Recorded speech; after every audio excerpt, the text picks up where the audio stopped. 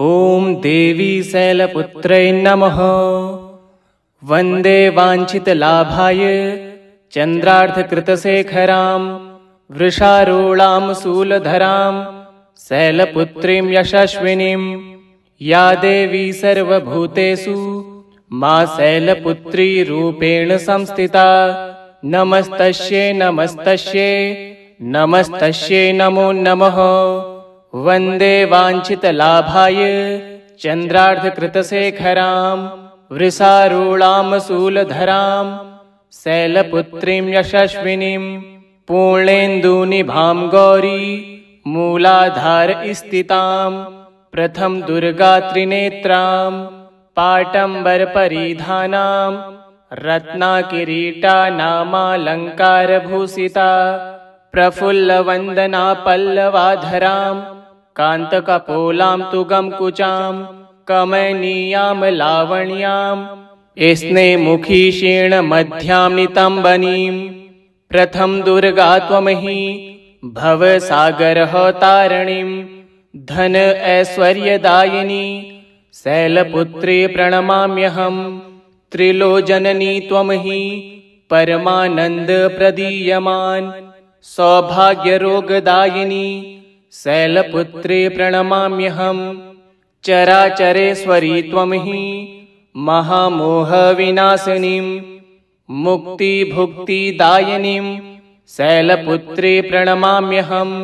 ओंकारः मे शिरः पातु मूलाधारनिवासिनी ह्रीङ्कारः पातु ललाटे बीजरूपा महेश्वरी श्रीङ्कार पातु वदने लावण्या महेश्वरी हुंकार पातु हृदयं तारिणी शक्ति स्वघृत फटकार पातु सर्वांगे सर्वसिद्धिफलप्रदा। वन्दे वाञ्छितलाभाय चन्द्रार्धकृतशेखरां वृषारूढां शूलधरां शैलपुत्रीं यशस्विनीं या देवी सर्वभूतेषु मा शैलपुत्री रूपेण संस्थिता। नमस्तस्यै नमस्तस्यै नमस्तस्यै नमो नमः।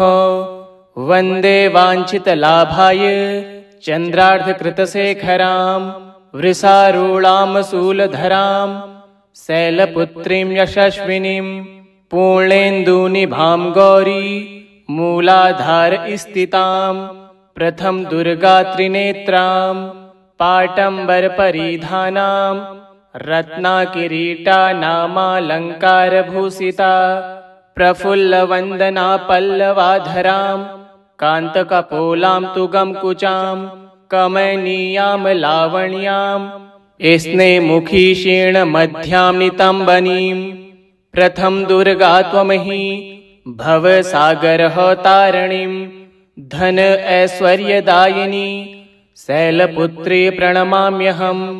त्रिलोचननी त्वमहि परमानन्दप्रदीयमान् सौभाग्यरोगदायिनी शैलपुत्री प्रणमाम्यहम्। चराचरेश्वरी त्वमहि महामोहविनाशिनीं मुक्तिभुक्तिदायिनीं शैलपुत्री प्रणमाम्यहम्। ओंकारः मे शिरः पातु मूलाधारनिवासिनी ह्रीङ्कारः पातु ललाटे बीजरूपा महेश्वरी श्रीङ्कार पातु वदने लावण्या महेश्वरी हुंकार पातु हृदयं तारिणी शक्ति स्वघृत फटकार पातु सर्वांगे सर्वसिद्धिफलप्रदा। वन्दे वाञ्छितलाभाय चन्द्रार्धकृतशेखरां वृषारूढां शूलधरां शैलपुत्रीं यशस्विनीं या देवी सर्वभूतेषु मा शैलपुत्री रूपेण संस्थिता। नमस्तस्यै नमस्तस्यै नमस्तस्यै नमो नमः। वन्दे वाञ्छितलाभाय चन्द्रार्धकृतशेखरां वृषारूढां शूलधरां शैलपुत्रीं यशस्विनीं पूर्णेन्दुनिभां गौरी मूलाधार स्थितां प्रथम दुर्गा त्रिनेत्रां पाटम्बरपरिधानां रत्नाकिरीटा नामालङ्कारभूषिता प्रफुल्लवन्दना पल्लवाधरां कान्तकपोलां तुगं कुचां कमनीयां लावण्यां स्नेमुखी क्षीणमध्यां नितम्बनीं प्रथम दुर्गा त्वमहि भवसागरः तारिणीं धन ऐश्वर्यदायिनी शैलपुत्री प्रणमाम्यहं त्रिलोचननी त्वमहि परमानन्दप्रदीयमान् सौभाग्यरोगदायिनी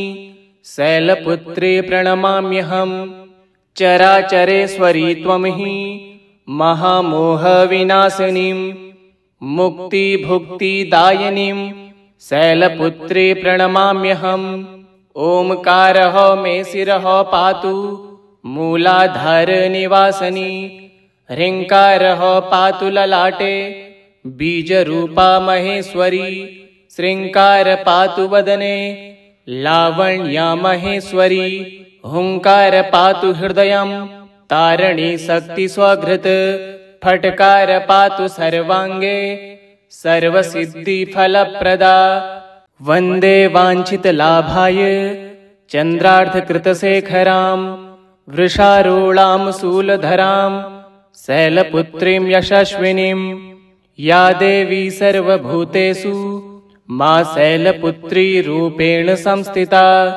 नमस्तस्यै नमस्तस्यै नमस्तस्यै नमो नमः वन्दे वाञ्छितलाभाय चन्द्रार्धकृतशेखरां वृषारूढां शूलधरां शैलपुत्रीं यशस्विनीं पूर्णेन्दुनिभां गौरी मूलाधारस्थितां प्रथम दुर्गा त्रिनेत्रां पाटम्बरपरिधानां रत्नाकिरीटा नामालङ्कारभूषिता प्रफुल्लवन्दना पल्लवाधरां कान्तकपोलां तुगं कुचां कमनीयां लावण्यां स्नेमुखी क्षीणमध्यां नितम्बनीं प्रथम दुर्गा त्वमहि भवसागरः तारिणीं धन ऐश्वर्यदायिनी शैलपुत्री प्रणमाम्यहं त्रिलोचननी त्वमहि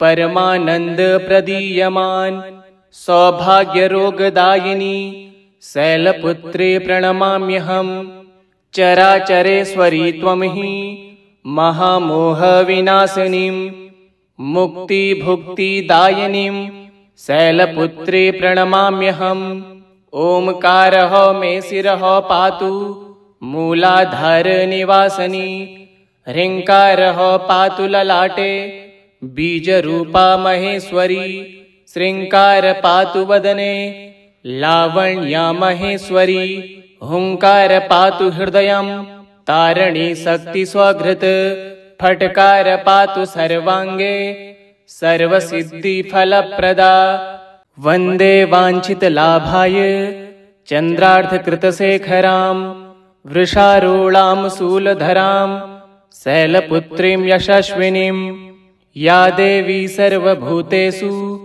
मा शैलपुत्री रूपेण संस्थिता नमस्तस्यै नमस्तस्यै नमस्तस्यै नमो नमः वन्दे वाञ्छितलाभाय चन्द्रार्धकृतशेखरां वृषारूढां शूलधरां शैलपुत्रीं यशस्विनीं पूर्णेन्दुनिभां गौरी मूलाधारस्थितां प्रथम दुर्गा त्रिनेत्रां पाटम्बरपरिधानां रत्नाकिरीटा नामालङ्कारभूषिता प्रफुल्लवन्दना पल्लवाधरां कान्तकपोलां तुगं कुचां कमनीयां लावण्यां स्नेमुखी क्षीणमध्यां नितम्बनीं प्रथम दुर्गा त्वमहि भवसागरः तारिणीं धन ऐश्वर्यदायिनी शैलपुत्री प्रणमाम्यहं त्रिलोचननी त्वमहि परमानन्दप्रदीयमान् सौभाग्यरोगदायिनी शैलपुत्री प्रणमाम्यहं चराचरेश्वरी त्वमहि महामोहविनाशिनीं मुक्तिभुक्तिदायिनीं शैलपुत्री प्रणमाम्यहम्। ओंकारः मे शिरः पातु मूलाधार निवासनी। ह्रीङ्कारः पातु ललाटे बीजरूपा महेश्वरी।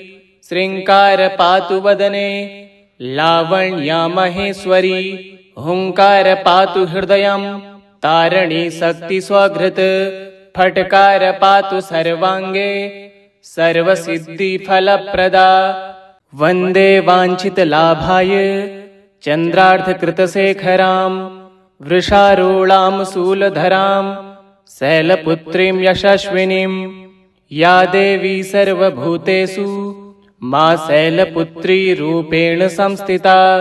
नमस्तस्यै नमस्तस्यै नमस्तस्यै नमो नमः।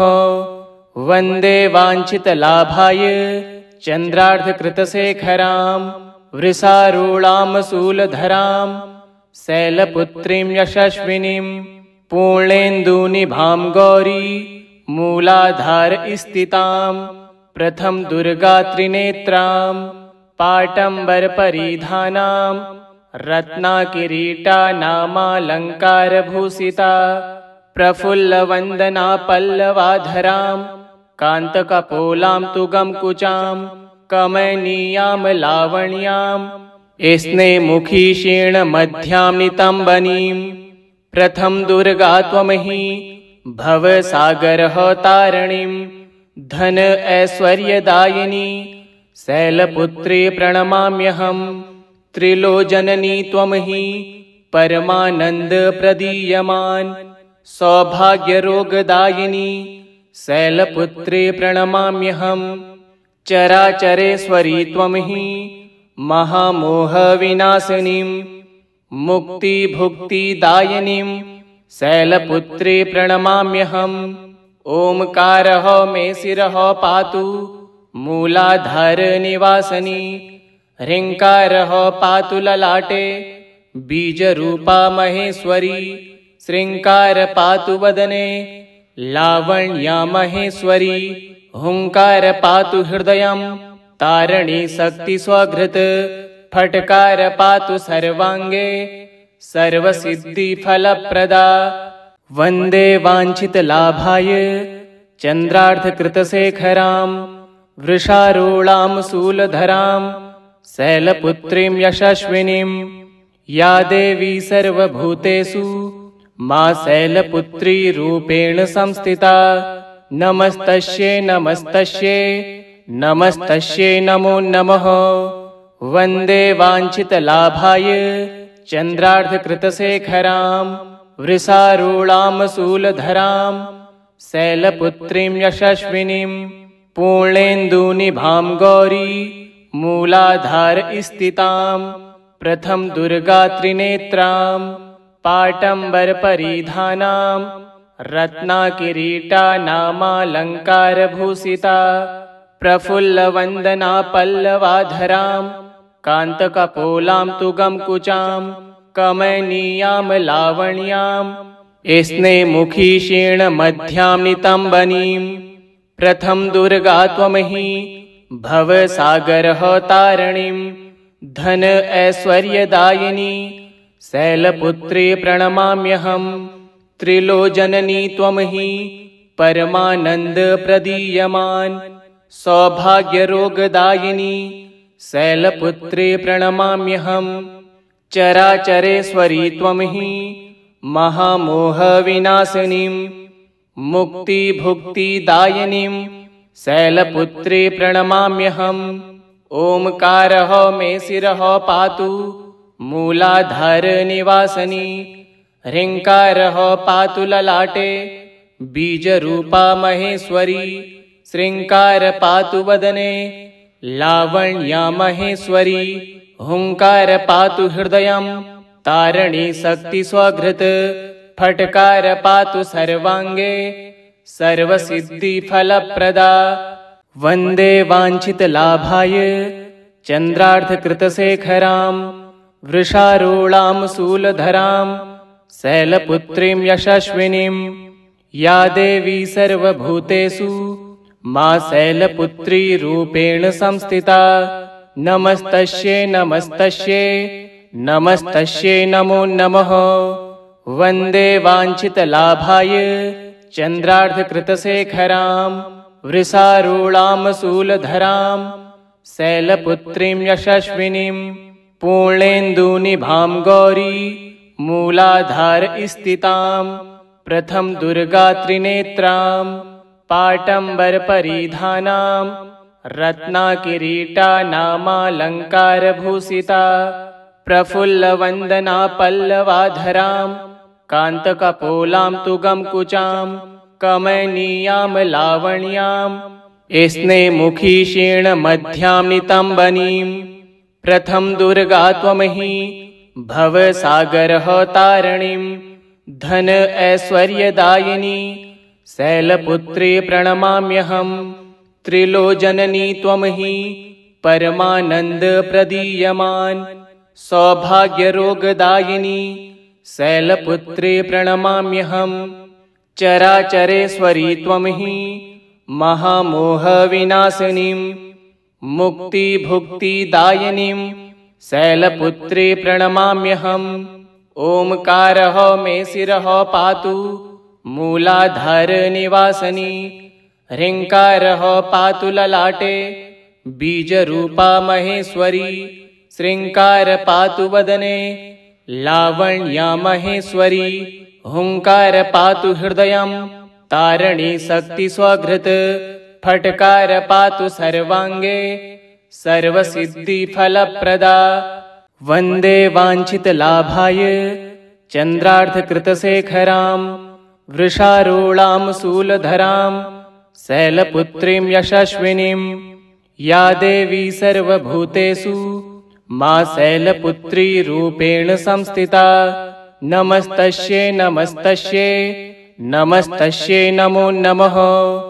वन्दे वाञ्छितलाभाय चन्द्रार्धकृतशेखरां वृषारूढां शूलधरां शैलपुत्रीं यशस्विनीं पूर्णेन्दुनिभां गौरी मूलाधारस्थितां प्रथम दुर्गात्रिनेत्रां पाटम्बरपरिधानां रत्नाकिरीटानामालङ्कारभूषिता प्रफुल्लवन्दना पल्लवाधरां कान्तकपोलां तु गमकुचां कमनीयां लावण्यां स्नेहमुखी शीर्णमध्यां नितम्बनीं प्रथम दुर्गा त्वमहि भवसागरः तारिणीं धन ऐश्वर्यदायिनी शैलपुत्री प्रणमाम्यहम्।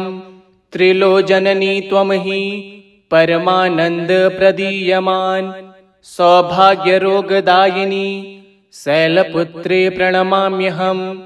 चराचरेश्वरी त्वमहि महामोहविनाशिनीं मुक्तिभुक्तिदायिनीं शैलपुत्री प्रणमाम्यहम्। ओंकारः मे शिरः पातु मूलाधारनिवासिनी ह्रीङ्कारः पातु ललाटे बीजरूपा महेश्वरी श्रीङ्कार पातु वदने लावण्या महेश्वरी हुङ्कार पातु हृदयं तारिणी शक्ति स्वघृत फट्कार पातु सर्वाङ्गे सर्वसिद्धिफलप्रदा। वन्दे वाञ्छितलाभाय चन्द्रार्धकृतशेखरां वृषारूढां शूलधरां शैलपुत्रीं यशस्विनीं या देवी सर्वभूतेषु मा शैलपुत्री रूपेण संस्थिता। नमस्तस्यै नमस्तस्यै नमस्तस्यै नमो नमः।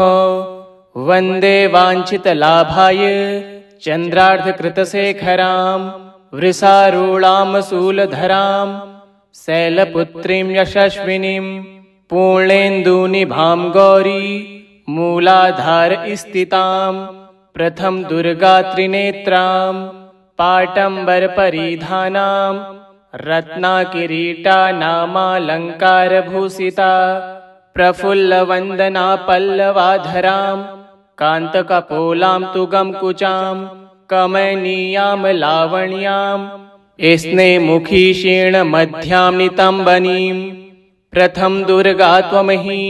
भवसागरः तारिणीं धन ऐश्वर्यदायिनी शैलपुत्री प्रणमाम्यहं त्रिलोचननी त्वं हि परमानंद प्रदीयमान सौभाग्यरोगदायिनी शैलपुत्री प्रणमाम्यहं चराचरेश्वरी त्वं हि महामोहविनाशिनीं मुक्तिभुक्तिदायिनीं शैलपुत्री प्रणमाम्यहम् ओंकारः मे शिरः पातु मूलाधारनिवासिनी ह्रीङ्कारः पातु ललाटे बीजरूपा महेश्वरी श्रीङ्कार पातु वदने लावण्या महेश्वरी हुङ्कार पातु हृदयं तारिणी शक्ति स्वघृत फट्कार पातु सर्वाङ्गे सर्वसिद्धिफलप्रदा।